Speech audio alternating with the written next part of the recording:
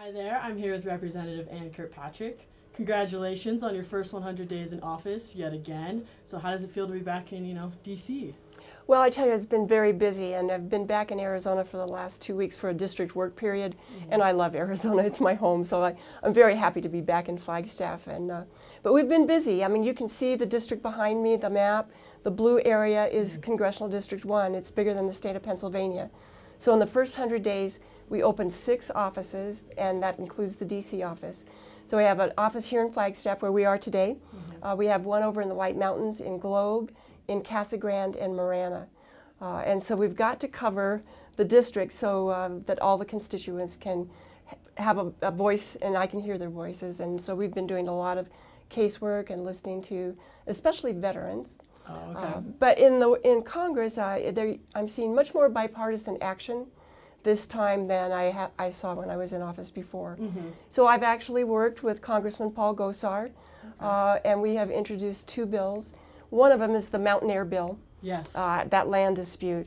And we're really happy to be able to work together on that. I was working on it when I was in office, then he worked on it.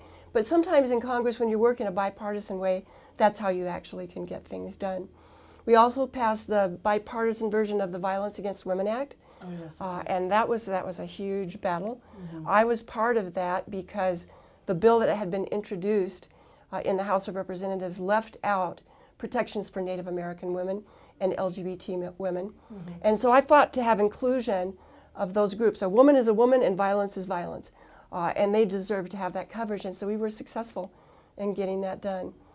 That's great. That's fantastic. On veterans benefits, so what have you done to work on that? Because I know I'm ranking member on the Veterans Oversight and Investigation Committee. And so we just had a hearing on the veterans backlog.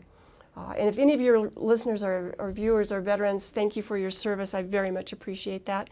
I have a veterans caseworker in my office, and we'd love to hear from you. So you can go to my website, kirkpatrick.house.gov, and find out the closest office to where you are. Right before the hearing, I talked to my caseworker, Brad. I wanted to know how many cases he had taken in since January, and he said 17. Of those, 16 of those are backlog cases, and every one of them has been over 2 years. That's way too long. So that's a big issue for me. We're going to continue to delve into that till we get to the bottom of it and can speed up this claims program. I'm also on transportation and infrastructure.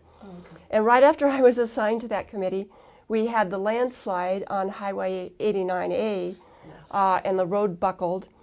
So right away I was able to get $2 million from the Federal Department of Transportation to help with the new road that we're going to, at least the shortcut that we're going to try to get up and running as quickly as possible. I'm going to go up there tomorrow actually to look at it. Oh, that's great, because I know it's been a struggle up there. They're not getting the tons. It's really hard, yeah. I talked to the mayor of Page right after that happened, and that was his biggest concern. They're starting their tourism season right now, and the route that people have to take now, it takes about an hour longer to get to Page. It's a long way up there anyway. So you've been named as a Democrat that doesn't exactly vote with the party line. Can you give us some examples of this and, why this happens, I guess? I didn't vote for any of the budgets. For instance, we just had budget discussions, and none of the budgets were bipartisan. I didn't think that they did what was right for the American people. So that's a recent example. But I always put the people in my district first. I'm there to represent them, and as you can see, it's a large, diverse district, and the people in the district come first. So I'm about serving my district, not about my party. That's great. So do you see any other issues that are going on in Northern Arizona University? What do your constituents want, It's all about jobs. We still have a jobs deficit in this country. I was just at a ribbon cutting of a new outlet mall down by the Gila River Indian community. That's also in the district. And it was so exciting because we opened the mall today. It's a great project. They're hiring over 800 people. The economic impact to the tribe will be in the millions of dollars every year. So it's still that kind of work, trying to regenerate the economy and get people back to work. I think we may do a major highways bill and transportation, which again would be, helping getting people back to work. That's great.